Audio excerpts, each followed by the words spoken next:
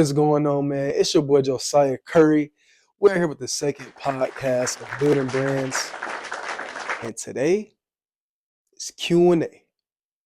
Let's get into it. All right, man. So to start it off, happy Friday, and yes, happy Valentine's Day. If y'all ain't got y'all a little something, something, a little a little gift or whatever, then hey, it's okay. It's always another time for next year. But you know, yeah, man, that's Valentine's Day. But anyway, like I said before, today is questions and answers. I'm gathering all the information from all my platforms. I posted on all of them, asking all my followers and supporters to ask me any questions that they want to ask me personally, or ask about how to grow their brand, or or just how did I grow my brand, And so yeah, that's what we're gonna be talking about today. So let's get into it. All right, man. So I got a list of all of the questions that everyone asked me, and I'm just gonna go through them. I'm not gonna go through everyone because there's a lot, but I'm gonna go through quite a few and just answer them to the best of my ability. So hopefully you guys like the information that I'm giving to you guys, and hopefully you guys like, share, and subscribe. All right.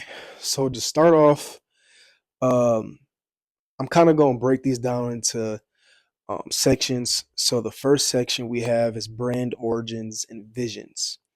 And so the first question that I had was, what inspired you to start your clothing brand? And so for a lot of you guys who don't know, I started Something to Prove back in high school. I started it all because of an injury. I needed a different path to go at the moment. And so I feel like starting a clothing brand with a message, was the best thing for me in that moment. And it helped me through those times, and it's helping me now. Good question. All right. And the next question we have is, how did you come up with the name and overall vision? It's a good question. So I came up with the name because it was personal to me. Me battling an injury. Um, there were so many different avenues I could have went down. I could have quit. I could have gave up. But the type of player I am, the type of person I am, when something is taken away from me, I feel like I have to prove it to myself and to others. And so during that time, I was like, hey, like something to prove don't sound too bad. And at the time, this is not uh directed, or this is not like stealing anything or anything like that. But I heard the song around the time by Lil Baby. It's called Something to Prove. And that kind of triggered my thought process of like, hey, like what he's saying in his song aligns with what I have going on, and kind of my path and the way I'm going down. So that's where that kind of resonated from. But I didn't steal anything from him or anything like that. A lot of people ask me like, man, like you got it from Lil Baby? Nah, it wasn't copyrighted. I got the name and LLC and all that stuff. So he just made a song about it. So we all good in that end. And then the overall vision, so the vision at the time, it was just it was personal. It was just people. It was just for people to know that I had something to prove. But now, I would say that it's more so it's for the community. It's for people of the same background. There's people that went through the same type of situations as me. That was the overall vision. I want this to be more than a clothing brand. I want this to be um something that people can commit to. I want this to be a community, a family.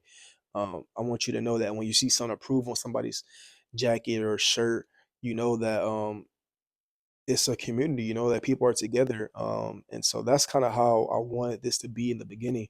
And it's starting to come out that way. And then the third question, what was the biggest challenge in launching your brand? Um, I'd rather say the funds, man. I feel like that's pretty self-explanatory. You gotta have money to fund your brand. I worked and worked, before I could even buy a couple t-shirts. You can always ask family and friends to shoot you a couple of dollars or whatever to get it started. But I saved up paychecks to buy the materials and the machines and stuff like that. But definitely the funds, and finding your target audience. It's very hard to um, know who you're trying to market to, and that's the biggest thing before you even come up with anything. Is to know what kind of market you want to go into. I knew that the type of market the type of market that I wanted to go into was for those who had something to prove.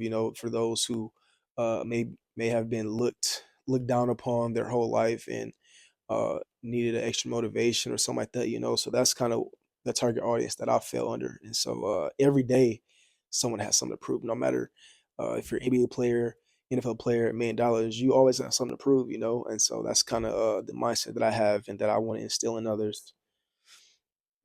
All right. And now we're going to go into the second segment, which is building a brand identity. And so one of the questions, there's quite a few for this, so I'm going to go answer a couple. So one of the questions was, how did you balance trends with staying true to your brand's mission? This is a good question. Um, so basically, when I first started off, when you hear something to prove um, or just like the kind of message that I wanted to go for at the time was something to prove sounds like a workout uh, brand, just because when you usually have something to prove, it usually pertains to working out or some type of physical um work or something like that. And being able to be in the clothing brand industry for so long and kind of seeing the new trends and seeing how people expand on their brands, it was interesting. And so one of the things I did, I put something to prove on literally every type of clothing just to kind of see how it would fit. And by going by the trends and, staying true to our mission statement and who we are and tailoring it towards that. Like I said, like I got a brand dropping soon. You guys will see how I transferred the workout brand aspect of it into the streetwear. And so they still align, but it's just two different types of clothing industries. And so I feel like that's the biggest thing is understanding the type of logo you have, the type of mission statement and message that you have in order to stay balanced with the trends. So yeah, that's a good question. And then um, one other question from this section was how important is having a clear brand identity in the fashion industry? Hmm.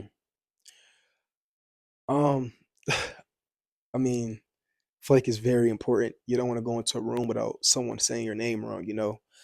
So making sure people understand your brand and the identity of your brand and who your brand is and the characteristics of your brand and the values. um, it's very important because you won't last, and that's in life. That's with you. That's the brand. If people don't understand the value that you hold and the identity that you hold, they won't respect you, and that's the same with clothes as well. It was a good question. All right, so now we're going to move in to the marketing and customer engagement. And so like I said again, there's quite a few questions here, so I'll just answer some of the ones that I feel like are very important. And so one of them being, how do you leverage social media to build brand awareness? So this is one of the things that I'm still working on now, as I learn and grow from being in school and stuff like that. Um, you have to catch the eye of an 8-second brain. Um, we have the brain capacity, the not the brain capacity, I'm sorry. We have the time, whatever it is. I'll think of the word later. But we have only 7 seconds of until we're distracted. And so being able to catch someone's eye in instance is very important. So making sure that you are direct with your branding, your marketing, your clothes is very important. Um, you want to make sure that you're getting your message out there and that it's not prolonging. Because, like I said, a human's attention span is 7 to 8 seconds. It's about the same as a rat. And so, being able to keep somebody focused and uh, committed to your product or vision or whatever it is that you're posting on social media um, is very important. And so making sure that you get whatever it is I'm trying to get across like quick. Um, so yeah, sorry that was it was attention span. Sorry, you guys. um, all right. Another question is, how do you create a loyal community around your brand? Um, like I said again, this is something I'm still working on, but this is also a good question. Um, and so one of the ways that you can create a loyal community around your brand is by having a message, having a mission statement that aligns with a lot of different people, and bringing them all together. Letting them know that they're all welcome and that you know it's a your brand is a safe spot, a safe zone for them to come and express their feelings. Like my website relaunch that'll be coming here pretty soon. I'm gonna have a section where people can come in and share their experiences on what they have to prove, just to build a community.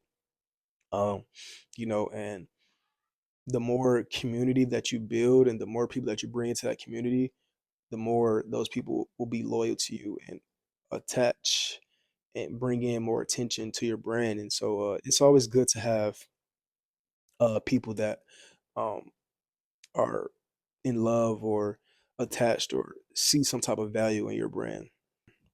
So someone said, what marketing strategies have been the most effective in gaining customers? Hmm. Y'all got some good questions, man. By the way, this is my first time looking at these questions. I didn't look at them before. I didn't really try to read them or try to give a response. As soon as I got them, I kind of just put them all on a sheet, and this is my first time actually analyzing and taking them all in. So, um, but yeah, the question again was, what marketing strategies have been the most effective in gaining customers? I'll probably say um, discounts, and deals. Obviously, those are going to be the main ways that people attract to your brand, and also exclusive members and members only group chats and stuff like that. People want to feel important, so you have to be able to uh, make a community for them to be able to feel exclusive. I feel like that's another way that you can get people to buy your brand faster and more efficient, and also FOMO. If you don't know what that is, that's fear of missing out. Um, make a way for people to realize that your brand is valuable and that it's a quick sellout. So like one of the things that you can do, if you got like say you have 50 pieces left, market like you have 3 or 4 left. It's gonna bring more people to buy. Um, and if they don't buy, they're gonna check out your website or check out the post, which is gonna shoot up insights and shoot up all that type of stuff. So just being able to leverage your customers uh, with your products is very huge. And that I feel like that's another big way in gaining customers. So that was a really good question. All right. Um, and so now we're going to go into the next segment, which is sales and distribution. All right. And so I think I might do all these. These are all pretty good. Um,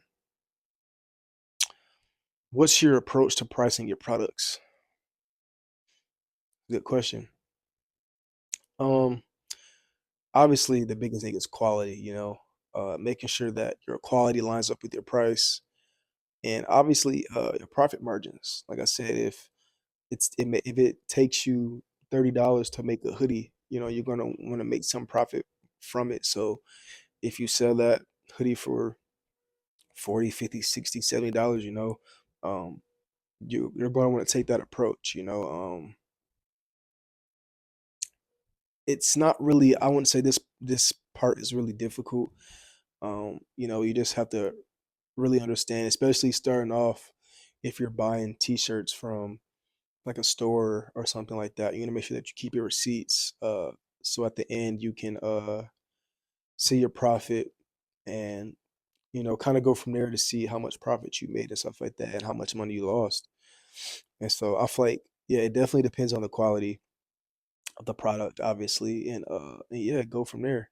Like I said, if you buy a $20 hoodie, and it takes you 25, $30 to get it made, um, the right way, then yeah, you could sell it for about 10, 20, $30 more, just because of it took you that amount to make.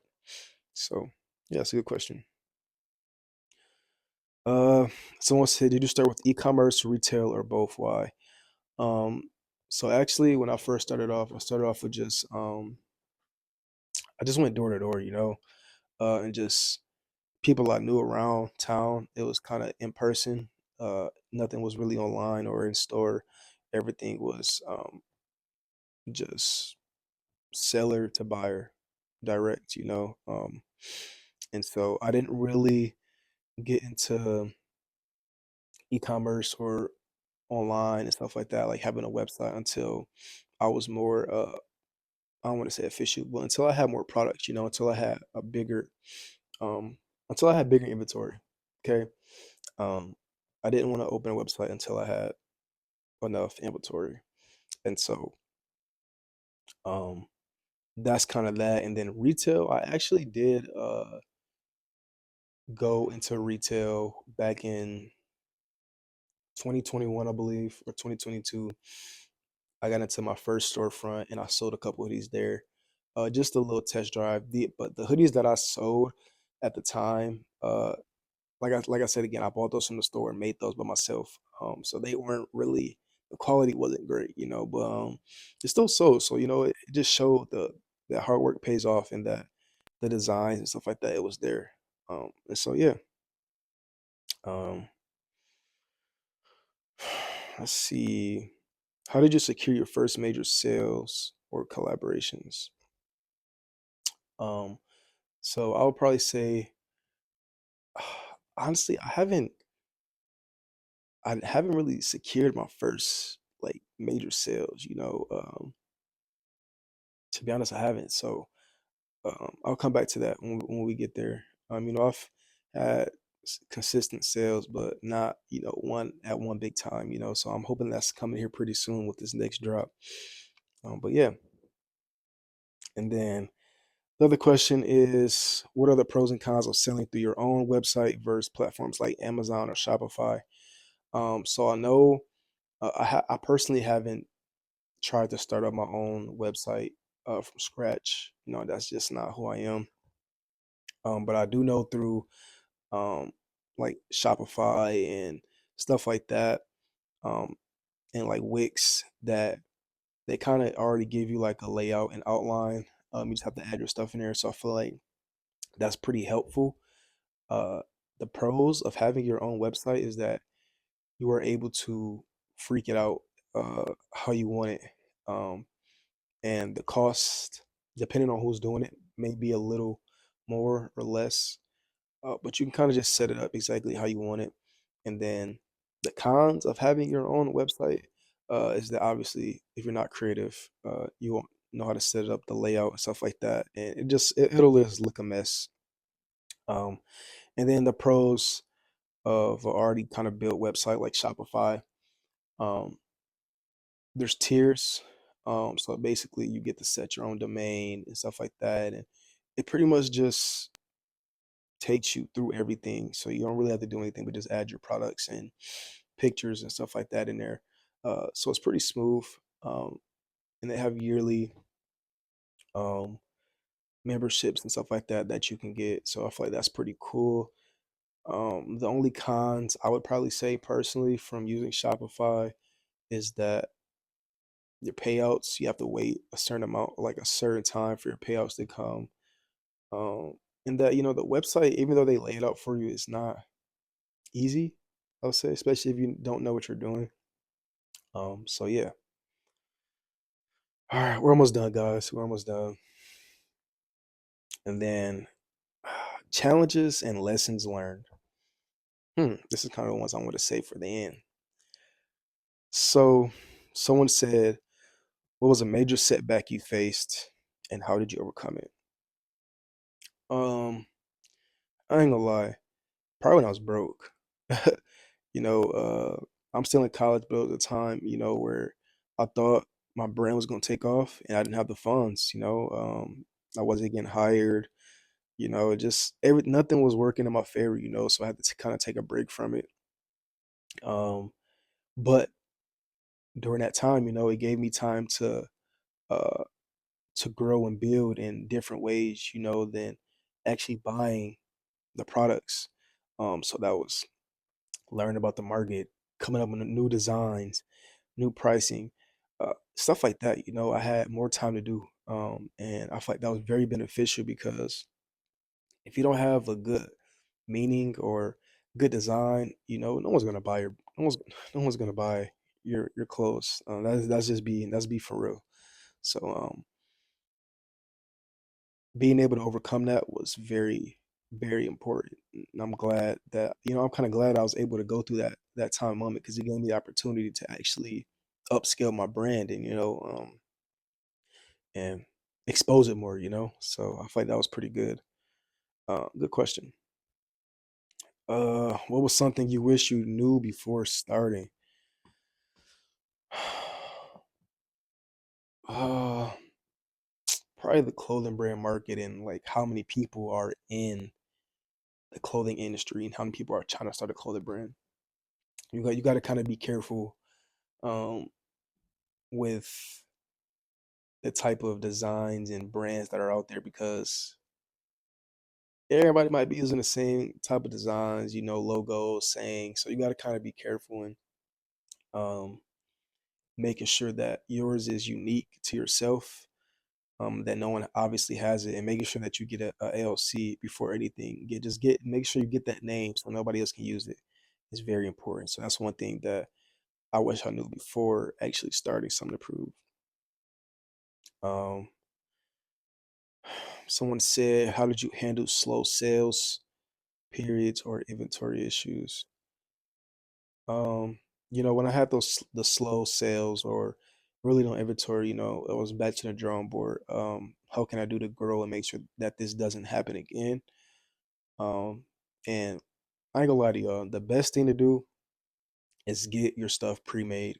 Go through a manufacturer, a trusted manufacturer, and get your stuff made. Get samples, market those samples, sell those samples, um, and then use that money to go towards a bulk, and save up. But that's the biggest advice I can give to y'all is go through a manufacturer. You know, um, it'll give you more time to market, and it'll give you more time to go back to the drawing board and understand what you need to do next instead of just buying hoodies and making them yourself. People love a build up. People love a slow scene story. So yeah, I feel like when you have slow sales or really no inventory, go back to the drawing board, market, gain more engagement, and go from there. All right, y'all. And the last segment that we have is scaling and long term success. And so I kind of broke these up into more personal. These are questions that people wanted to ask me about my brand. Uh, and so one of the questions, this is from another brand owner as well through Instagram. Um, One of the questions that they had asked was, when did you realize it was time to scale your brand? Um, Honestly, when I knew that people liked my message and what I stood for, that's when I knew it was something like, hey, like we really got to push this thing and like knowing that if I can get this small puddle of people to buy into something to what may seem to me so little, but them so big, I can do that across the world, and having buyers from different states and stuff like that. That's when I knew it was time. Like, hey, we need to go to a manufacturer. We need to uh upkeep the quality. We need to make sure that everything is pristine, because there's people that actually want to buy into this, and so yeah, that's when I knew it was time to scale up my brand. And then another question is, what's the biggest financial lesson you've learned in running your brand? Like I said, go through a manufacturer. You'll save so much time and money. I promise you. Maybe if you want to start off making your own t-shirts, just to get a design out there, just to get a product out there, then do that. But longevity and to stay in this game, you have to go through a manufacturer. You will save so much time and money. I promise you. I promise you, you will. Um, and why I say that, I'll go deeper into that. So, you guys have to think that when you're buying from a manufacturer, and probably like 98% of manufacturers are based out of the US. And so it's a lot cheaper. The materials are a lot cheaper um, in different countries. So you could save up like 500, $600 or $1,000, and get like 50 to 100 pieces, and you're saving so much money, and all that includes shipping and everything.